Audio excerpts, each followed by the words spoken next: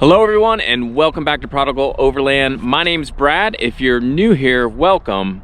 In today's video, I'm going to be showing you a new light bar that we received from AuxBeam. AuxBeam was kind enough to ship us out a 22-inch 5D Pro light bar that we installed, and we're going to show you how we installed it and then take a look at what kind of light it puts out once the lights go out. So stick around and see what's coming next.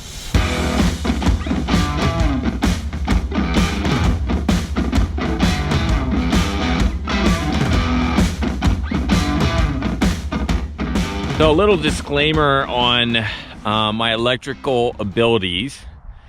I am not fond of running wires in my car, of wiring things up. I don't know why. It honestly wasn't hard, but I'm not sure you want to take pointers from me on the actual install. I'm going to show you how I wired this thing up.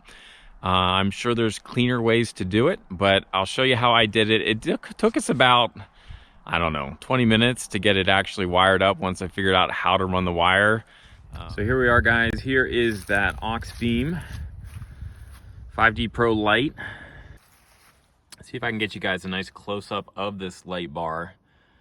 There's LEDs all up in there, and then these two center ones, when you have it on, really magnifies and casts a big light. This thing puts out an incredible amount of light. My jaw drops when we turn this thing on. It is like a huge spotlight. So definitely a lot of light coming out of this thing. One of the issues I have, or I'm gonna have to figure out here, is so my lights, I would recommend before you mount it to your bar, especially if it's not an easy mount, to make sure you adjust where the light's going, because as far as I can see, the way to adjust this thing is down here, and the Allen wrench that I have, or that they provide, won't fit in there to loosen those so that I can have some play here to adjust. Just as far as setting it up, we were able to mount it. We have a Chief Products bull bar that came with kind of some pre-drilled holes, or just basically a slot running down that we were able to install through. I will say I had a heck of a time getting those bolts in because there's just not a lot of space to get up in there and down, and honestly probably didn't have the right tools. As far as how we wired this thing up, here's the wire coming from the light. There's just an easy plug that I have tucked behind here, and I just zip tied things down. Wire comes up through the grill. It's probably, I don't know if that's a classy way to do it, but took it through the grill.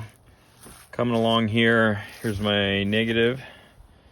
That was easy. Positive, attached power there, and then here's my switch. And the switch runs all the way, the cord to the switch runs all the way down to the other side. So coming around there, here's where it maybe gets a little sketchy. What I ended up doing was just popping this plastic trim here. There's like 1, 2, 3. Pop them out, and then I was able to pull this plastic piece out and then run my wire actually through kind of the A-pillar through there, and then I'll open the door and you can see it coming basically through there. That was pretty easy. Obviously the wire's kind of in your door jam frame, which hasn't been an issue so far. And so far, all I've done with the switch, and honestly, probably all I'll do with the switch, is wrap it around my brake controller, and it's right there if I need it. So that was it. Once I figured out where to run the switch, it was no big deal. Honestly, the whole thing was no big deal. Like I said, have just learned that, and maybe because I haven't done a lot of electrical wiring, most likely, that running wires aren't my favorite thing to do. What I'm going to do now is try to adjust it, get it down a little bit, and then wait for it to get dark, and then I will come out here in the dark and show you guys what kind of light this thing puts out. So for you, it'll just be this next clip. For me, a little time taking this thing off, adjusting the light, and putting it back on. All right, guys, so here we are sitting in the Jeep. I tried to adjust them. I haven't tested them yet to angle it down. Definitely do that before you do anything. So here, let's start with Here are my regular headlights, just not high beams, just normal headlights. Here's with the fog lights. Here is with high beams, so high beams, no fog lights. And now here is with the AuxBeam. So let's see if I angled it right. Oh my gosh. Yeah, that's better. So that gives you an idea from the outside.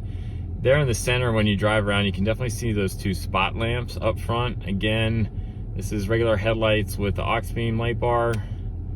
That's without regular, and then AuxBeam. So as you can see, it gives you a lot more light.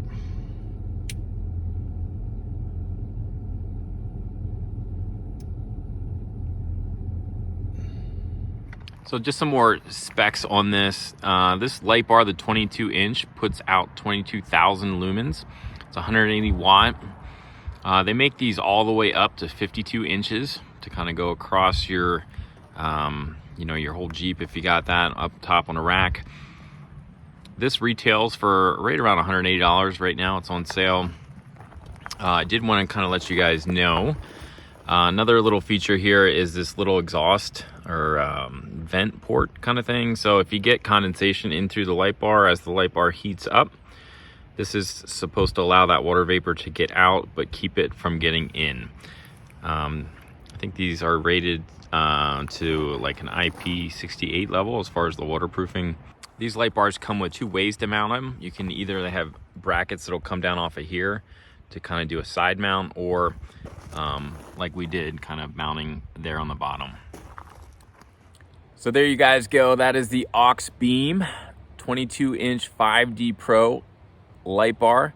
Hope you enjoyed this video. Let us know what you think in the comments below. We will link this in our video description so that if you guys want to pick one of these up, you can. And we will see you again real soon.